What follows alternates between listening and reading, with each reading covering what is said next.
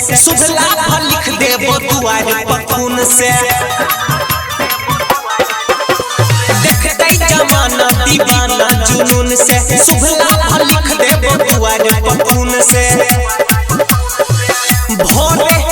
line पर दिखताओ हमारे खबर जौन राती में बाराती है गई तो तोहर जौन राती में बाराती है गई तो तोहर